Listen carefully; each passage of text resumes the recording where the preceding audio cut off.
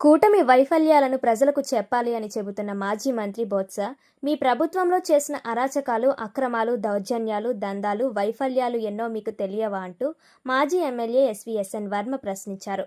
అడుగడుగునా ప్రజాస్వామ్యాన్ని తొంగలోకి తొక్కి, అడ్డగోలు కేసులతో, అక్రమ సంపాదనతో మీ ప్రభుత్వంలో జగన్ దగ్గర నుంచి మంత్రుల వరకు భారీగా నొక్కేశారన్నారు. 5 ఏళ్ల పాలనలో ప్రజలను పీల్చి పిప్పి చేసి, రకరకాల నరకయాతనకు గురిచేసి, ఎమర్జెన్సీని తలపించే విధంగా జగన్మోహన్ రెడ్డి పాలన కొనసాగిందని విమర్శించారు. ఇప్పుడు ప్రజాస్వామ్యంగా కూటమి ప్రభుత్వం పాలన సాగిస్తుండటంతో ప్రజలందరూ ఊపిరి పీల్చుకుంటున్నారన్నారు.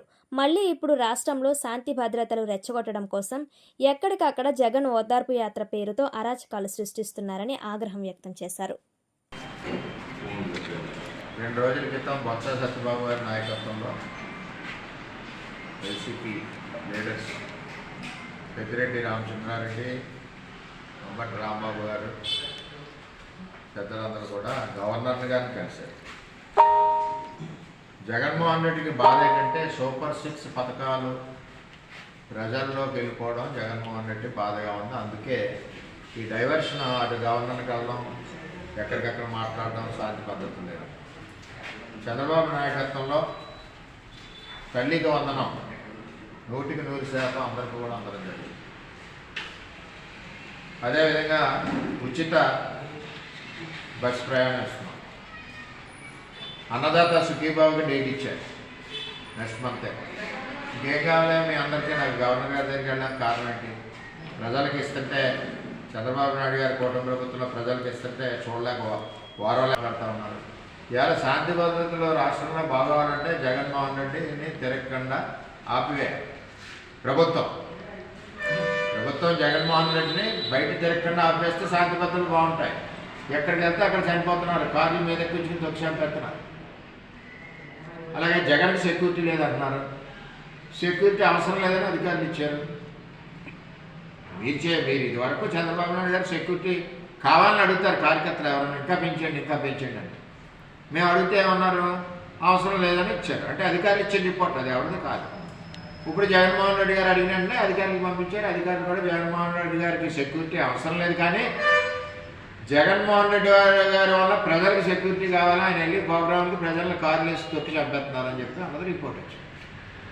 ఇవన్నీ దృష్టిలో పెట్టుకుంటే నేను సూటిగా జగన్మోహన్ రెడ్డి గారిని అడుగుతున్నాను. మీరు చంద్రబాబు నాయుడు గారిని ఈ రాష్ట్రంలో మీరు గవర్నమెంట్లో వచ్చాక కనీసం 2.5 సంవత్సరాల్లో బయటికి రానిచ్చారా? ఒకవేళ బయటికి పొరపాటున వస్తే ఇంటి మీద దాడి చేయించారు. అలాగే చంద్రబాబు నాయుడు గారు తూర్పుగోదావరి జిల్లాకు వస్తే అనపర్తిలో ఆపివేసి 10 కిలోమీటర్లు నడిపించిన ఘనత జగన్మోహన్ రెడ్డి. అలాగే నారా లోకేష్ గారు యువగలం పాదయాత్ర వస్తుంటే భీమవరం అవనండి, చిత్తూరు అవనండి, నెల్లూరు అవనండి, ఎక్కడికెక్కడ ఆపివేయడం, మాట్లాడకుండా, స్పీచ్ ఇవ్వకుండా, ఎక్కడికక్కడ పోలీసులు ఇబ్బంది పెట్టి రాళ్ల దాడి ఇన్ని రకాలుగా చేసినా సరే యువకుడు కాబట్టి, దమ్మున్న నాయకుడు కాబట్టి లోకేష్ కాలు రగడేసి యువగలం పాదయాత్ర పూర్తి చేసి ప్రజలకు ఇవాళ అండగా ఉన్నాడు. చేయించారా? ఓకే. మా పవన్ కళ్యాణ్ గారిని విశాఖపట్నం హోటల్లో బంధించి బయటికి రానిచ్చారు జగన్మోహన్ రెడ్డి. అలాగే అమరావతి వేశ్యల రాజధాని అన్నారు. మరి ఇక మీరు ప్రజల్లో ఎందుకండి? మన రాష్ట్ర ఆడపడుచులందరికీ మనసు గాయపడింది మీ మాటలతో. పోలవరాన్ని తొక్కి నారు తీశారు, పోలవరం ప్రాజెక్టుని సర్వనాశనం చేశారు, అమరావతి రాజధానిని సర్వనాశనం చేశారు. మా జిల్లా వస్తే పురుషోత్తపట్నాన్ని మూసేశారు, ఏరేరు మోడరేషన్ రద్దు చేసి పడేశారు. ఒక పక్కన ఉద్యోగాలు వరదలా వస్తున్నాయి లోకేష్ నాయకత్వంలో. ఇవన్నీ చూసి అసూయతో ఈవేళ ఇది డైవర్షన్ చేయాలి. అన్నదాత సుఖీబాబుకి ఇచ్చేస్తున్నాడు చంద్రబాబు నాయుడు, ఎలా ఇచ్చేస్తున్నాడు? ఇది డైవర్షన్ చేయాలి.